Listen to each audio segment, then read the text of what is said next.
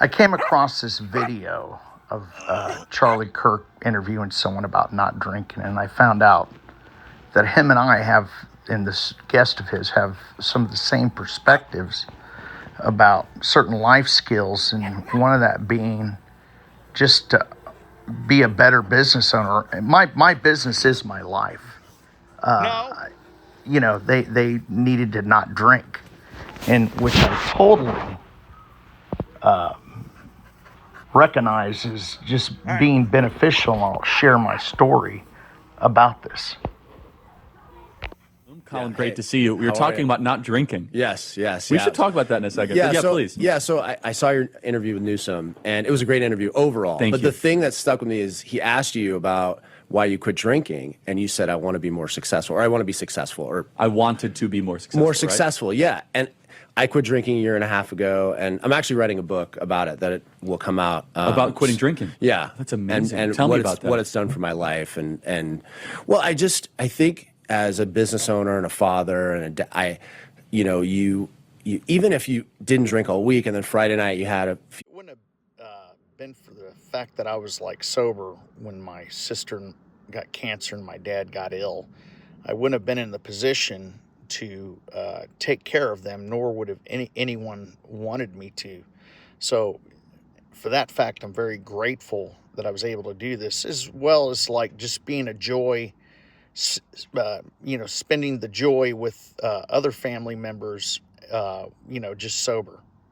Struggles, I was able to recover from them Without quicker, a doubt. right? Yes, I mean, I don't know what of how it's affected. No, I mean, look, I haven't had a drink in 4 or 5 years, and I was never a serious drinker at all.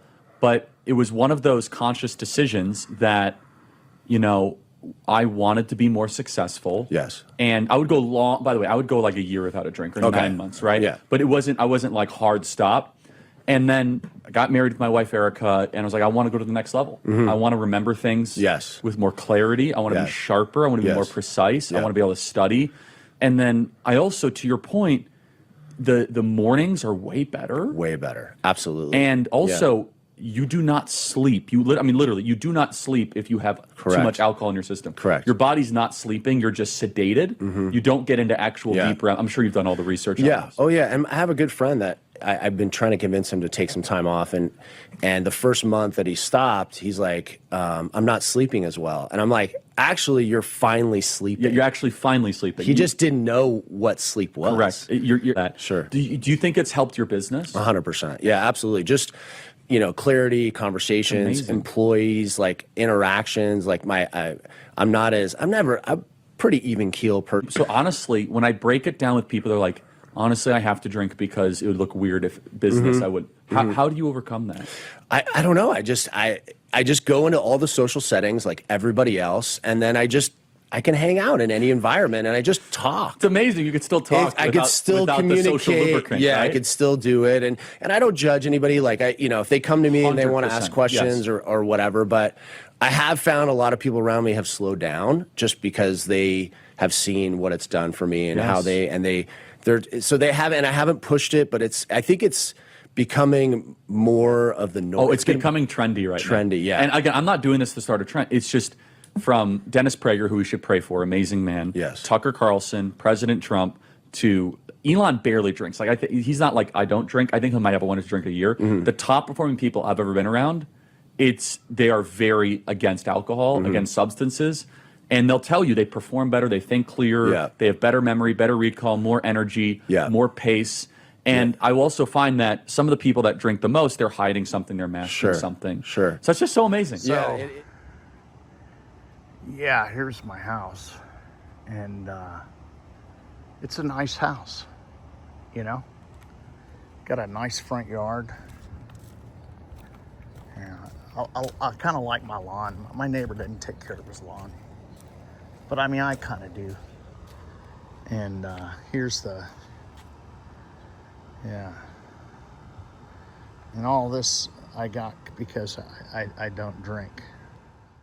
Yeah, so, I was watching that video about Charlie Kirk, and, and he was talking about that he didn't really like to drink because, for the most part, it just, it just clogged his memory. And, and I just cited a few examples of why I didn't like to drink.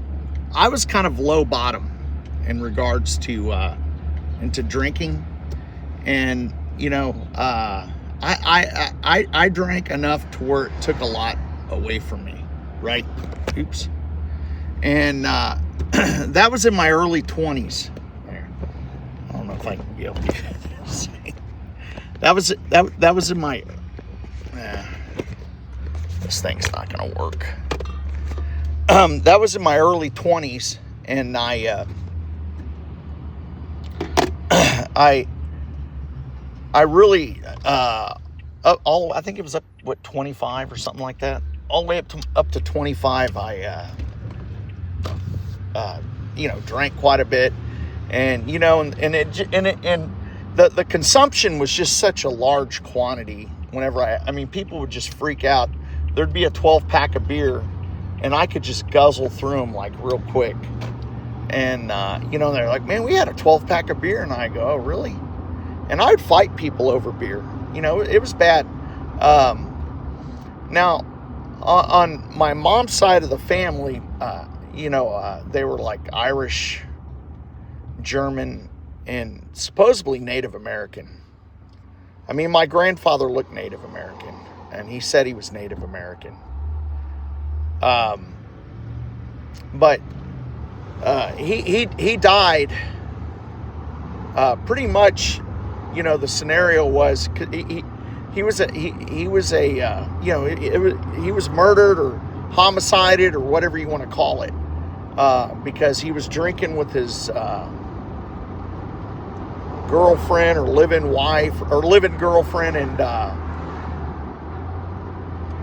and they got into some sort of verbal dispute, and she took out a knife and stabbed him right in the heart, and didn't call an ambulance, and told him to just go to bed, he'll be fine. And she eventually called the ambulance, and he was dead. She was able to plea bargain, and she got off pretty much for like time served. And it was essentially, they made it sound like it was domestic violence and that she was defending herself. And so she was just put on probation, or she did no prison time. She did some jail time, but she wasn't sentenced. The only jail time she did was when they booked her, and that was it. And she did, I don't know. But that's part of my story, because I grew up, with my mother having to live with that. And she wasn't happy about it. Because it was her dad and she still loved him. He was a World War II vet too. And, that was another factor. But, so that alcoholism kind of ran in my family. And out of all the health problems that everyone in my family has, like my brothers and my two sisters, I'm really healthy, except for the fact that I can't drink alcohol without like wanting more. And that's what sucks about being an alcoholic, is that there's no amount of willpower. And some of y'all will argue with me that says, hey, I can put this down. I can stay stopped whenever I want to. Well, can you stop whenever you want to? And that was the dilemma I was in. And it really tore my life up. And and so I wasn't looking at just being successful in business. I was looking at being successful in life. Well, because I've it's been 30 years since I've quit. I've got a retirement, and I have a lawn service, and I'm almost 60, and I'm so healthy that I can do this lawn service, not like a young guy, but I can pretty much keep up with them. Like if I do 12 lawns in one day with someone, 15 lawns, I'm going to be dead the next day, where like a young man won't be. And so for me, it wasn't about being successful and not drinking and being more successful in business, but it was really because that was really the only alternative I had. And I can agree with Charlie, because, when he talks about brain fog and stuff, because, I don't have that anymore. And about the sleep, I didn't sleep. I always passed out and would wake up all sweaty and, and I was just in a bad spot. So my motivation wasn't to be successful in business. That's why I stopped drinking, or to have a, to remember the events of my family. Because when I was drinking, no one wanted to have a family with me. Okay. I had all these problems, had all these issues, but I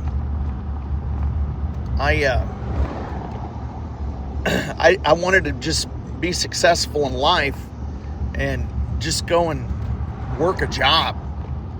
And because, I was drinking a lot, man. I got dismissed from jobs.